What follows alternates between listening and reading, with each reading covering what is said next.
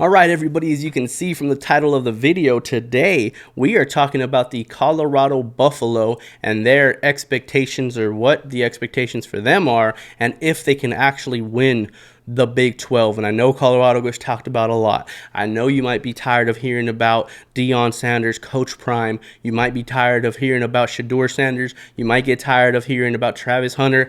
I know it's all over the place, but I want to hit on the actual realistic expectations, what this season has been for Colorado, what this season can continue to be for Colorado, and whether them winning the Big 12 should even be a realistic expectation that you should have while watching them. Let's get into the video and let's talk about Colorado Buffalo football, baby. From one side, the Big 12 opener comes down to this play. Sanders gets the feet set toward the end zone for the game. On first and goal, it's Richardson. Ball's out. That ball is out. Ball is out. Recovered. Sanders throws for Hunter. He'll walk in for 6. Sanders with a clean pocket, looking deep for Shepard, and it is a diving catch. Oh! Down. Jefferson gets away from one. It's superhuman pick from Travis Hunter. First and foremost, when we talk about Colorado, we have to talk about them in a way that's realistic. We have to come back down to earth when we talk about this team, because too many times I see all of these people, whether it's the big networks of ESPN or Fox or anybody else, that just constantly want to bash Colorado and say, oh, overrated, they're not that great, they're not even that good, they can't do this, they can't do that. Fine. But my problem with that is, when you're talking about a team and you're critiquing a team, you should always critique them based on expectations before the season started. What were we expecting from Colorado preseason? What did we expect their season to look like? So the fact that everyone's going, oh, they're still not that good, they're still not great, I still don't... Nobody expected them to compete for a national championship this year, at least nobody with valid credibility. I hadn't seen anybody who knew the college space, who understands college football, come out and say, oh, Colorado is right there with Georgia and Bama and Texas and all of these other, and Oregon, they're right there in the mix. Nobody put them on that caliber. Nobody put them on that tier. So why are we critiquing them as if so? Why are we coming out and talking about all of the inefficiencies of this team as if they were expected to be the best team in the nation? When I see the critique, when I see people being very critical of this team, it is with that lens. For some odd reason, this is a team in Colorado who I expected to have 5, maybe 6 wins on the season. I thought if they finished the year above 500, that's a pretty good year. That's a solid step in the right direction for Coach Prime and this Colorado Buffalo team, especially because they moved from the Pac-12 to the Big 12 now. Now, obviously, the Big 12 a little bit different, right? No more Oklahoma, no more Texas. But at the end of the day, it's still the Big 12. And you had a lot of those Pac-12 teams come over with you, the ones that you actually did struggle with in Utah and a couple others. So for me, when I looked at Colorado and I'm going to critique them, it's with the lens of, hey, I didn't expect much from this team, to be quite honest, and I didn't expect them to have 1 loss on their record come this point of the season. I thought they were going to have a really tough game against Baylor. I thought maybe they could win that game. They did in overtime. It was a tough game. I did not think they were going to be able to beat UCF. They did handily. At some point, you have to stop saying that they're overrated when nobody rated them to be. The only way you're overrated is if you're rated high already, and then you're not playing to that expectation. When nobody expected you to be a great team, and you're sitting here at what, 5-1, 4-1, you're actually a pretty good team.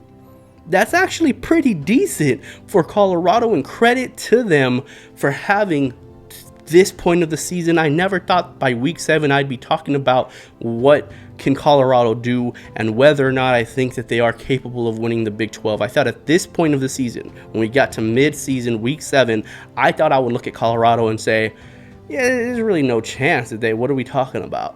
What we should be talking about is how they improve from this point to the rest. They're not going to win the Big 12.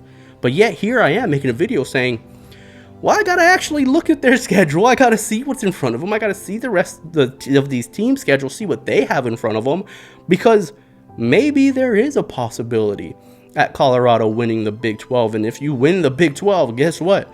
You're going to the playoffs. So what are the expectations? What is it realistic? So now the question is it realistic for Colorado to win the Big 12? And for me, yes, it's realistic. I don't think it's probable. I'm not picking them to win the Big 12 this year, but they've gotten to the point where it becomes realistic. And how have they done it? Why am I saying that they've gotten to that point so far? Yes, they had a bad game against Nebraska. Offensively, they look terrible. But the things and the issues that you've seen from last season to now at this point of the year, they've actually improved, right? They have Travis Hunter, they have Shedeur Sanders, and they have multiple other from Horn and Wester and a few others. They have playmakers on the offensive side of the ball. Great. They have a quarterback who they trust, who appears to be one of the best 5 for sure, maybe even top 3 quarterbacks in college football right now. Great. That sounds awesome. What do you look like in the trenches? What do you look like in the run game, both offensively and defensively? And guys, they have improved from that game against Nebraska even to now. They've improved on both sides, right? On both sides of the ball. Their run defense has gotten better, and their ability to run the ball has gotten better. I would still like to see them run a little more often, but their yards per carry are very, very good. It looks like they found something when it comes to Welch and Augustov and Hayden, right? Those 3 guys, those 3 running backs, it seems like they kind of found a little bit of a rhythm. Last game, those 3 combined for over 6 yards a carry.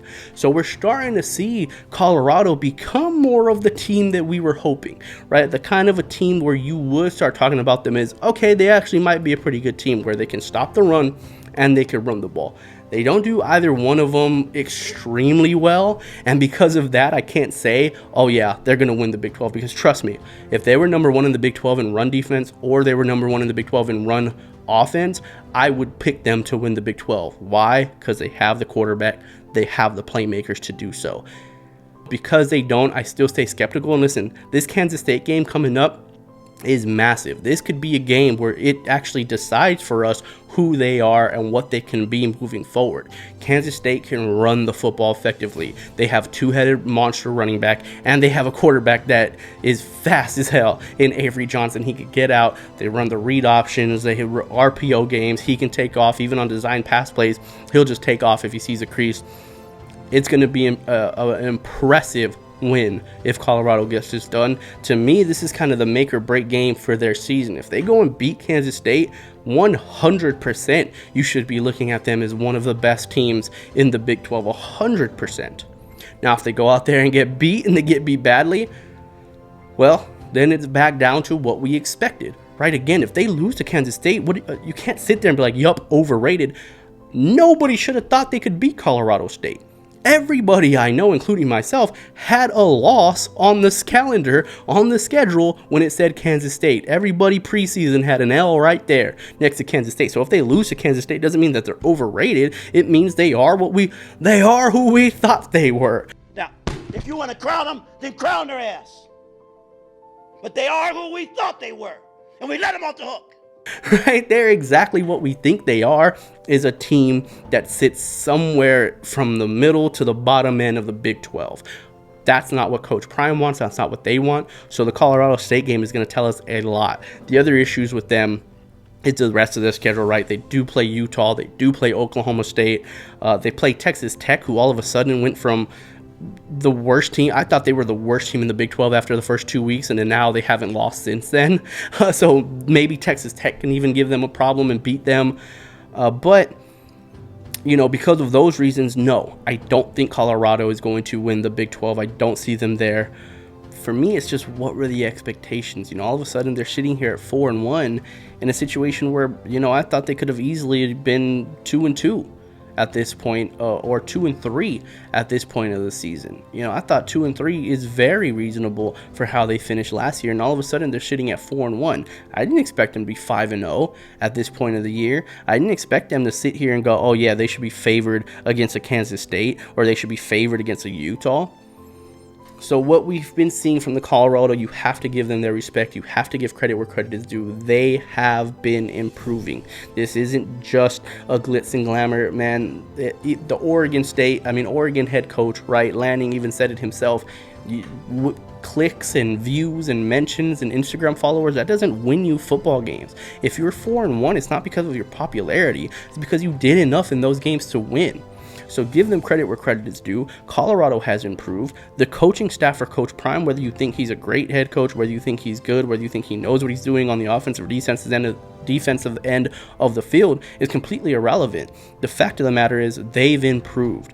They've gotten these guys to play better than they did not only at the end of last year, but play better than they did at the start of the season. And that's what every team is trying to do, is get better as the year goes on. Colorado has done so. So for anybody that sits there and says, yeah, they think Colorado could win the Big 12, I would say let's come back to that after Kansas State game. On Saturday night, 9:15 p.m., late game. At the end of that game, we will all have a better understanding of what Colorado is and who they're going to be moving forward.